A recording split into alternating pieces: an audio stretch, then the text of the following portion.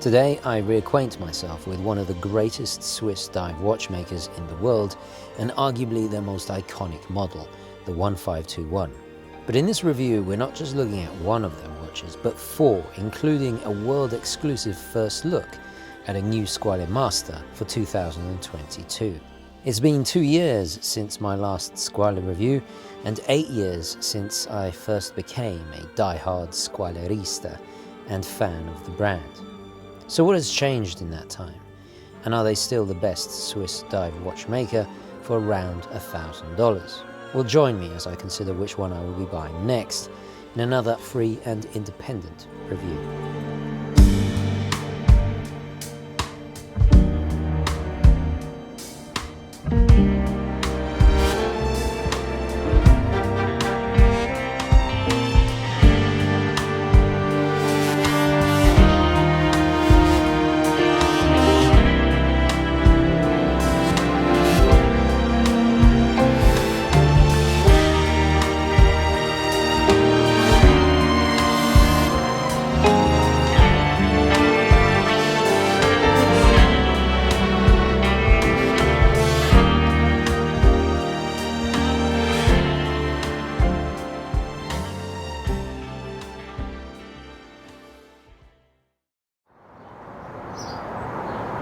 Okay, hi guys, and welcome to the show. Today we are at the Olympia here, Penn's Landing in Philadelphia.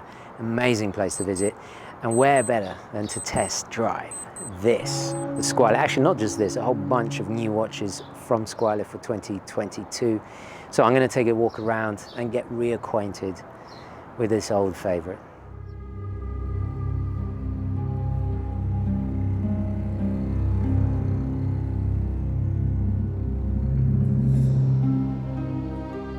Squale are unlike any other Swiss watch brand when it comes to the massive amount of world-changing history, industry-leading innovation and record-breaking achievements when compared to their modest size. Founded in 1946 by the aristocratic Charles von Buren of the watchmaking heartland, the canton of Neuchâtel, the brand initially made watch cases for other prestigious watchmakers, then becoming its own independent entity in the 1970s. Von Buren was a keen diver during the very infancy of professional scuba diving, often leading archaeological expeditions in the Mediterranean. He quickly realized the need and importance of timekeeping devices during his dives, and soon started experimenting on developing his own watches based on real-life experience. Nobody during the 1950s was doing this in a real-world environment. This was long before any Swiss watch brand had collaborated with the likes of Comex or world-famous diving pioneers like Jacques Cousteau. He returned to his homeland and founded a diving center on the banks of his native Lake Neuchâtel, where it still stands today. At the head of this new revolutionary organization was Von Buren, along with membership by almost every other now legendary watch brand. You name it, from Rolex to Doxa, Blancpain to Omega, and dozens more. Squale produced cases for all of them. Von Buren helped all these brands innovate, develop technology and watch design that would then in turn be implemented and become the fundamental traits of what we consider and classify as modern dive watches today. Many consider Blancpain as the makers of the first dive watch, but without Von Buren's help this would not have been possible. Today, my favorite watch, incidentally, has become the 30 Atmos, a modern recreation of some of the earliest dive watches Squale made for Blancpain during the latter half of the 1950s and early 60s. To signify the mastery of the ocean, Von Buren chose the shark as the logo of the brand.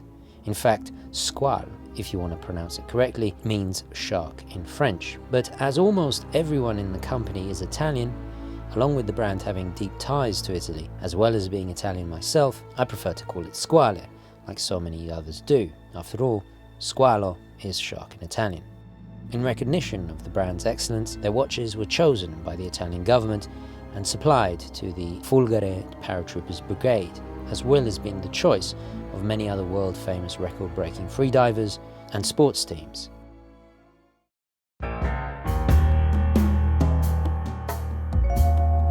Right, it is a beautiful day, absolutely stunning out there. I want to get out there and record some lifestyle footage. So, quick gear check. I have the Bowen backpack by Carl Friedrich. You guys have seen this. Inside, I've got space for camera, spare lenses, there's batteries in here, Purcells, naturally, of course. What else? Out of the 4 watches, I'm going to take with me the forged carbon. I'm going to put this in my pocket, and of course the Azzurro with the NATO strap from Riscani Watch Club. Of course, I put everything on a NATO, so it just had to be done. So these are the 2 I'm most interested in. Anyway, let's get out there before the sun sets.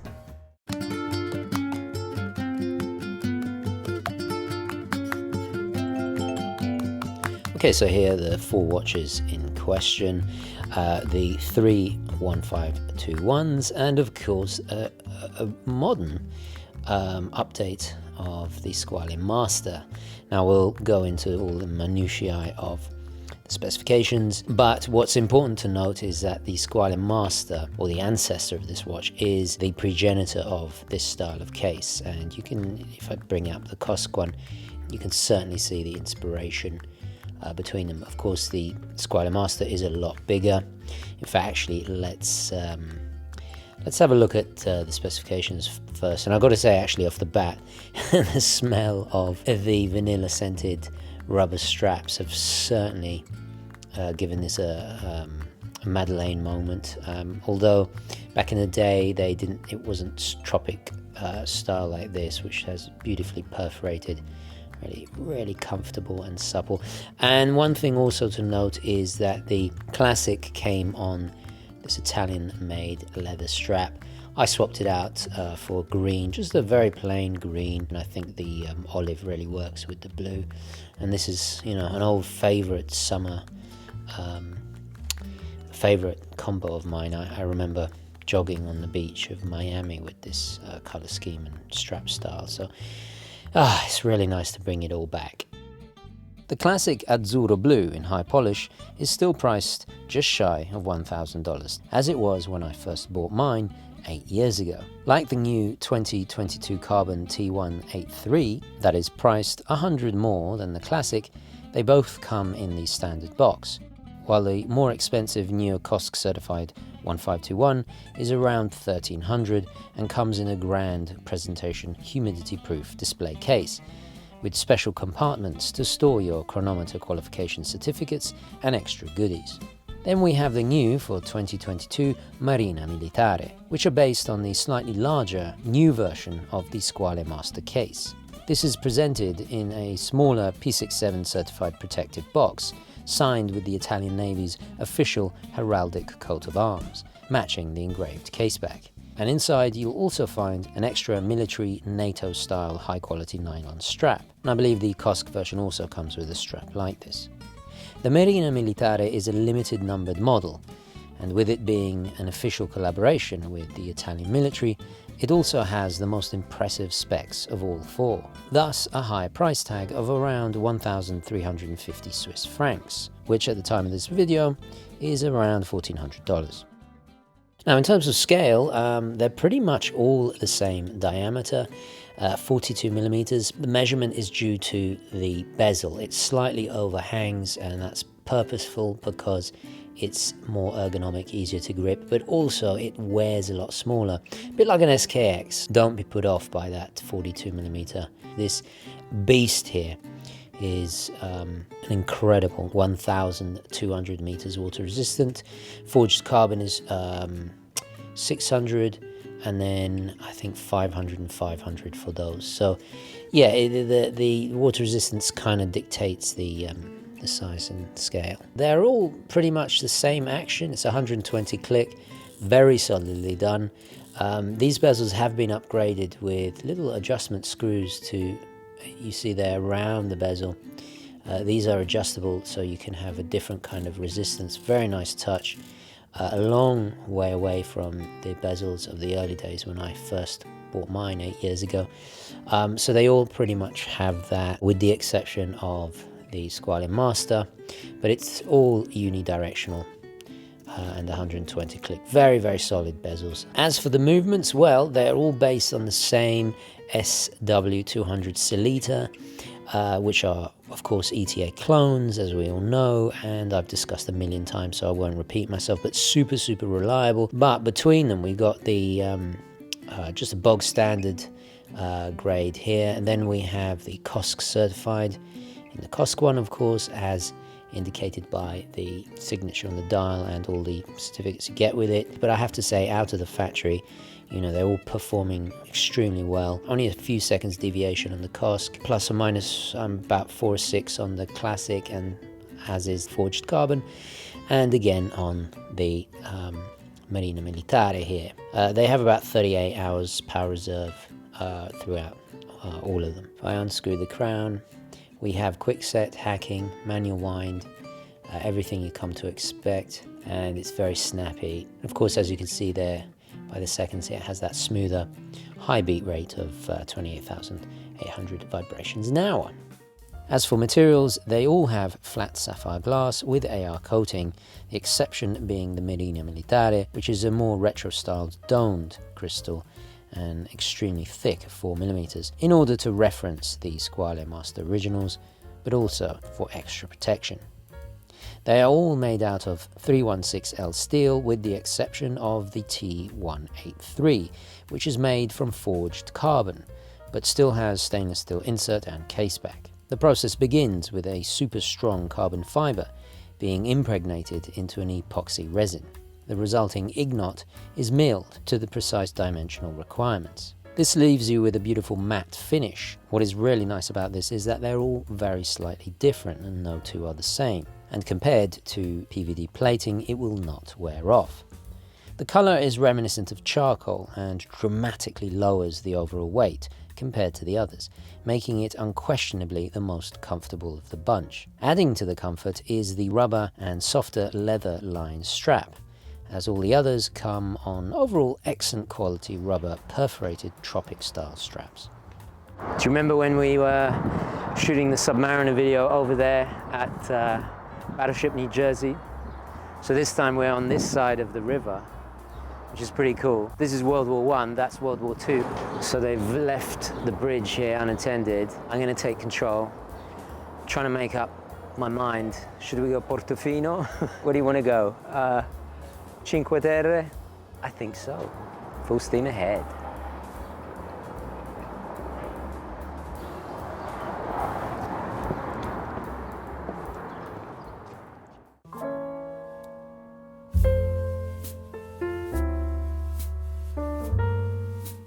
Now, you might have noticed I did not talk about the Luminescence yet. Well, this is because we have some very interesting things going on regarding dial design.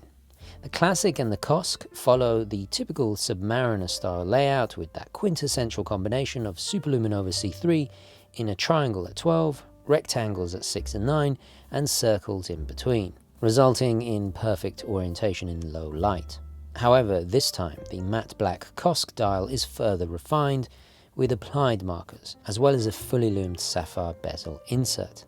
The Classic is the only one to have the more flamboyant bezel and dial colour, the latter being in an obviously mesmeric, sunburst and vibrant Mediterranean blue that immediately evokes summers in Ischia or just looking out to the sea at Cinque Terre. Now, the Marine Master has something I've never seen from Squale before. It has a sandwich dial, and kind of like an Oreo cookie, the Super Luminova BGW9 is laid underneath the dial with larger holes cut out compared to the markers of the others, resulting in some of the best luminescence of the bunch. Another thing that you will immediately notice is that there are no timing markings on the black brushed insert. I'm sure you're probably wondering why. Well, this was started by the legendary Blancpain 50 Fathoms 3H, which of course was based on the Squale Master case. The lack of markers on the bezel was specified by the German Bundeswehr Kampfschwimmer division that commissioned the watch. As you see, those divers stayed underwater for so long, hours rather than minutes, using rebreathers, that the usual minute markings of regular bezels were deemed superfluous, as they used the hour hand in conjunction with the bezel and not the minutes. Now, you'll notice they all have the orange hand, the orange minute hand, which has become so synonymous with the brand, and perhaps one of the ultimate examples of the type of innovation that Charles van Buren pioneered before anyone else. What's worthy to point out is the Squale Master is, of course, a much more larger, exaggerated minute hand. It is the ultimate, most visible, that neon orange in low light, hence why it's very important to use with the dive timing bezel. Just look at the inspiration it had. I mean, for example, Doxa later really ran with it and made the whole brand identity based on an orange very, very similar. Another difference is between them, if we look at the Marina Militare, aside from having lug holes on the case, which is quite nifty, it's entirely brushed with the exception of those beautiful beveled edges there. I think actually it would have made more sense to have it with the forged carbon, because of course in a military context you want to avoid reflection revealing your position. But having said that, this is probably going to be collected by really avid enthusiasts. This is more of a museum piece, even though it's completely capable, hard as nails certainly. So it does give it a more utilitarian look, as well as that bezel. The T-183's blacked out and engraved numerals also reference this military style, as well as the rectangle applied brushed markers in a gunmetal grey on the charcoal dial. Both a nod to the Blancpain 50 Fathoms 3H, even if the T-183 is not an official partnership with an aquatic military institution.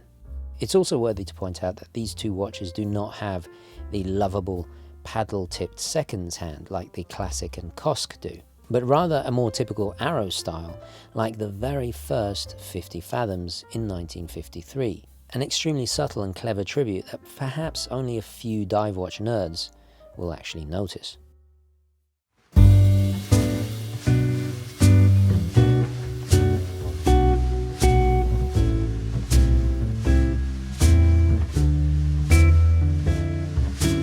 The forged carbon, I wish it was a little bit slimmer.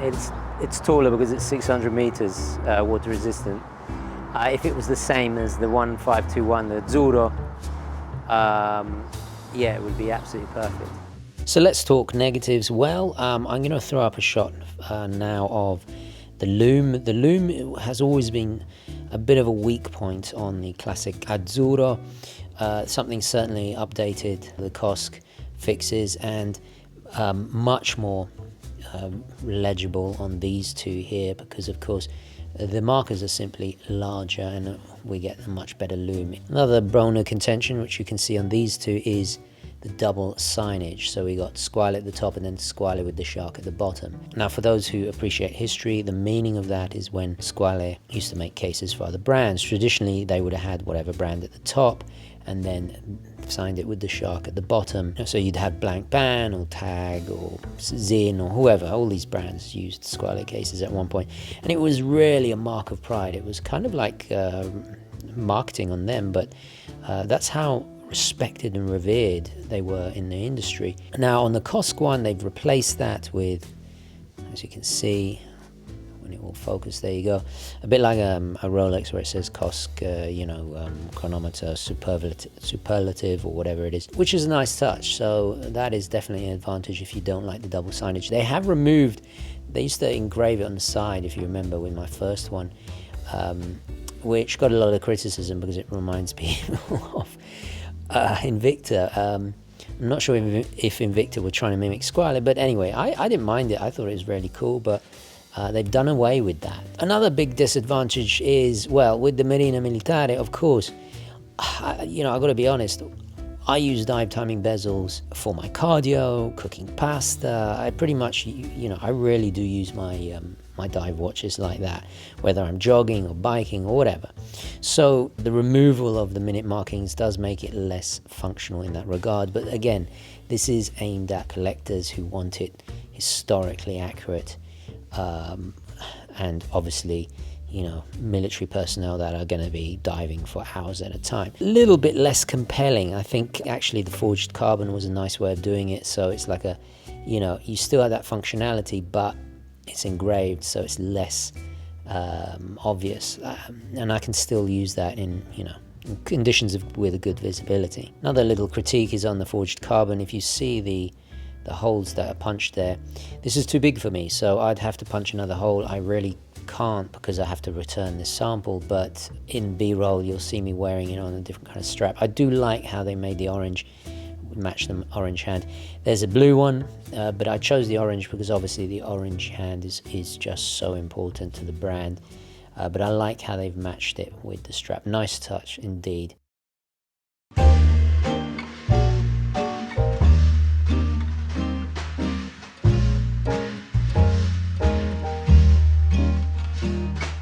Every time you unscrew that distinctive 4 o'clock crown, your thumb is guided up the beautiful curve of the lug, and you are reminded just how special these watches are. The crown position was another innovation Von Buren pioneered, not only to make the crown less obtrusive and allowing the watch to be more comfortable, but it was just easier and quicker to adjust. They all have that classic look, some looking more modern than others, but they will never age. I think they have elegant, logically placed angular edges, or flat surfaces when needing to be, which makes them completely unique, with always a clever use of colour, being either functional or stylistically for extra fun. With these watches, you not only understand why so many brands chose Squale in the past, but also why this watch case has become pretty much the backbone of the brand and the most iconic as a result.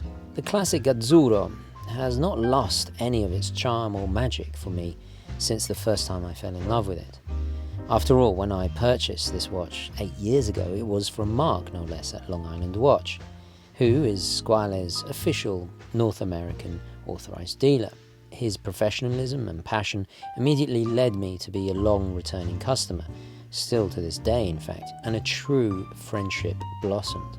But I'm not only thankful to the 1521 for that, it also sparked a passion within me to discover more brands beyond the predictable big names that I typically go for, like Rolex, Omega, Seiko, etc. You could say that without this watch, the channel wouldn't be what it is today, and I probably wouldn't have pursued collecting and sharing that journey on YouTube as a result.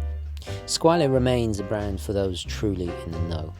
So impressed was I by the excellent quality and value. When I visited Switzerland for my tour of about half a dozen watch factories, I made sure to visit Squale and see firsthand just how they produce these amazing watches.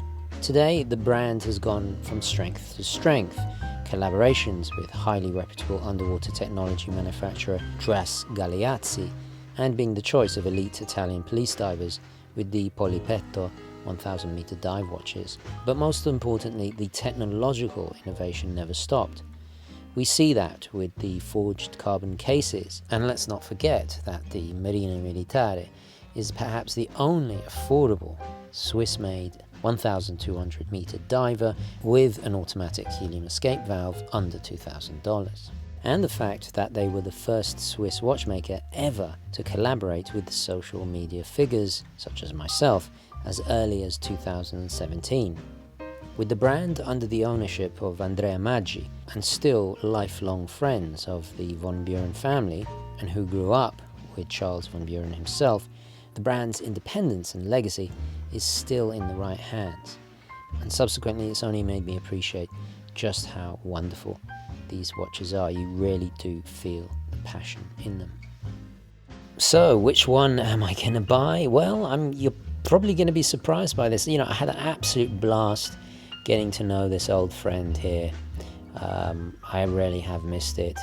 Oh God, just look at that, que meraviglia, that color, it really is. I have to say, I'm going more towards this one actually, the forged carbon. I really love the fact that it's owning a piece of technology that, you see other companies like Doxa and stuff following suit. I think they did this first with the previous version in 2019. So yeah, I like the idea of the modernity and yet super fun, functional watches with a little bit pizzazz. I kind of like the machismo of this. It's really macho. I just adore it. If I do go for the Azzurro again, it's just such a great summer watch. I mean, look at it. And to a certain extent, this is too. This is going to be great for the beach. I'm not going to worry about the sand scratching it. So yeah, excellent. Anyway, I would just want to say a massive thank you to Squale for so graciously lending all of these, and especially for having an exclusive premiere stateside for this. I think some of the Italian channels are also reviewing it, so yeah, very, very cool indeed. So, is it still the best dive around $1,000? Well, I have to say it is, in terms of history, in terms of looks, in terms of, you know, being 500 meters water resistant. I mean, kind of astounded that Squale have not raised the price on this. Everyone else in the industry, in the watch world, has, you know, upped their prices. Yeah, these ones are a little bit more expensive. I think in terms of value, actually, the COSC only being a couple of $100 more. I mean, it's just really compelling. But under $1,000, yeah, Squale is unequivocally king. So yeah, still the best diver without a shadow of doubt. You know, you look at Oris, you look at everybody else, they're all $1,000 or $2,000 now. And here, Squale, you know, you can still get the classic. If you're on the fence, I would go for it, because I think with the way the world is going, inflation, and especially the ever-increasing cost of producing watches like this in Switzerland, I don't think they're going to be $1,000 for much longer. You know what? I'd love to see an Azzurro COSC. I really hope they do that. You know what? I'm going to wait for an Azzurro COSC. I hope they do that. In the meantime, I'm going to pull the trigger on this one. Yeah, definitely. So I'm going to end this video here at Moshulu, fantastic bar behind me on the top deck. I'm going to test the water resistance of the watch in its natural habitat. So thank you so much for watching. Please don't forget to like this video, and I will catch you in the next one. Chin chin and ciao.